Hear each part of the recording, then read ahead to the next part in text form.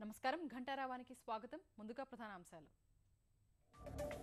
దేశవ్యాప్తంగా గాంధీ జయంతి వేడుకలు రాజ్ఘాట్ వద్ద ప్రధాని మోదీ నివాళులు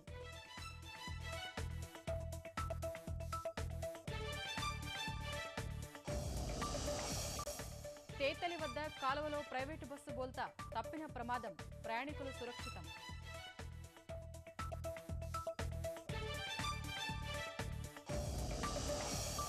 అసంఘటిత కార్మికుల కోసం చంద్రన్న బీమా నేడు తిరుపతిలో ప్రారంభించనున్న సీఎం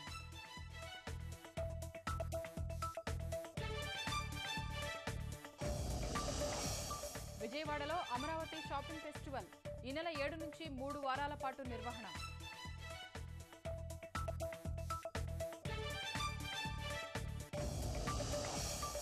రెండో రోజు ఇంద్రకీలాద్రిపై వైభవంగా దసరా ఉత్సవాలు బాలా త్రిపుర సుందరీ దేవి రూపంలో అమ్మవారి దర్శనం